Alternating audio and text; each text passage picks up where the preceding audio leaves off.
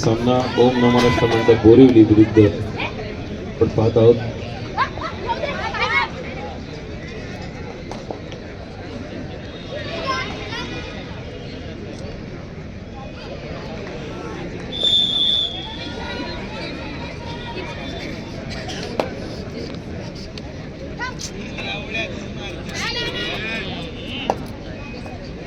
घाणेरडी पोरं ही.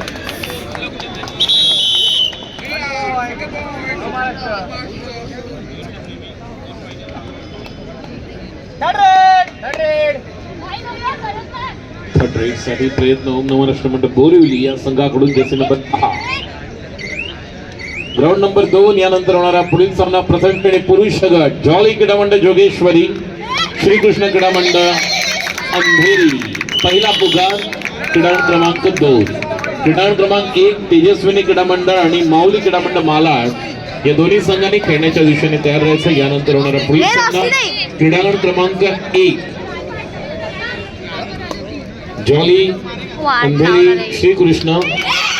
आपल्या उंचीचा पूर्ण फायदा आणि मध्यरेषा त्या ठिकाणी जर्सी नंबर 8 निश्चितच मिळालेले पॉइंट्स.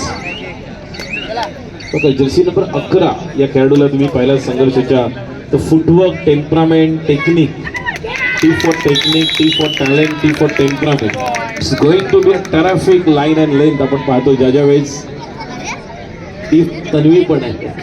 आणि बघा मगाची चूक झाली होती ती चूक आता नाही होत. मात्र आता ही जर्सी नंबर 7 ला आपण पाहतोय प्रबोधनची सुरुवात आपण पाहिली तर पहिल्या 2 ते 3 चढायांमध्ये कव्हर करत असताना चांगली कामगिरी.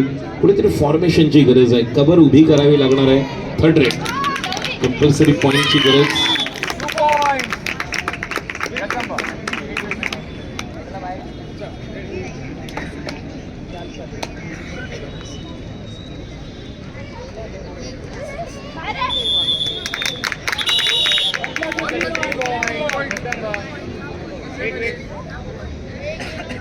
इथं माझ्यावरती दगड फेकते बाई. मी दुश्मन आहे की काय कोणा काय नाही बघ.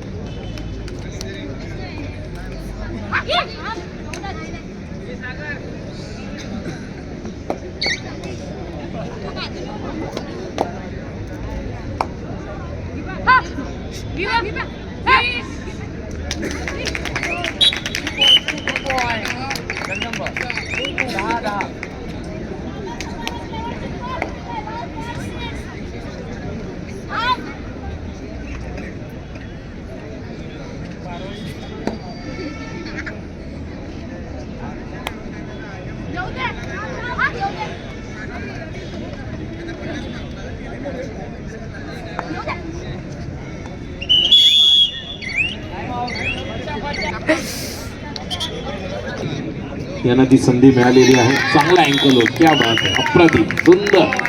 ज्याला टिपिकल चौडा पकड म्हणतात ती आपण पाहिली लेफ्ट कॉर्नर. पण एखादा चौडा पकड किंवा पटाक टर्न जेव्हा फिरतो त्यावेळेस कबड्डीतलं सौंदर्य पाहायला मिळतं. Typical the beauty of kabaddi. एखादी पकड, एखाद्या चौडा पकड. शेवटची 2 मिनिटं. तिसरा आणि अंतिम पुकार त्विनी माऊली मालाड या दोन्ही संघांनी खेळण्याच्या दिशेने त्वरित मैदानाचा ताबा घ्यायचा आहे. क्रीडांगण क्रमांक 1 माऊली माला तेजस्विनी या दोन्ही संघांनी क्रीडांगण क्रमांक 1 चा ताबा घ्यायचा आहे. प्रेक्षकांच्या माहितीसाठी अजून एक जबरदस्त सामना तुम्हाला पाहायला मिळेल जो यानंतरचा असेल. क्रीडांगण क्रमांक 1 वर सुंदर पॉइंट. संघर्षाच्या 2 किंवा 3 टप्प्यामध्ये मी संघ तयार करेन. 2008-9चा संघ ते 2015-14, 2013-14 म्हणजे मला आजही आठवत आहे. बळीराम धुरूप दादाची आठवण येते असताना भावपूर्ण श्रद्धांजली असेल माझ्याकडून की त्यांनी केलेला संघर्ष, खऱ्या अर्थाने संघर्ष संघ. आणि मला आठवत आहे आदर्शनगर गोरेगावला जी स्पर्धा झाली, ज्या स्पर्धेमध्ये संघर्ष संघाने आयोजन करण्यात आलं होतं आणि त्यावेळेस बळीराम दादाने काही गोष्टी बोलल्या होत्या ज्यावेळेस आमचं बोलणं झालं होतं. येणाऱ्या काही दिवसामध्ये सर बघा तुम्ही की संघर्षाचा संघ तयार होईल. त्यानंतर गेल्या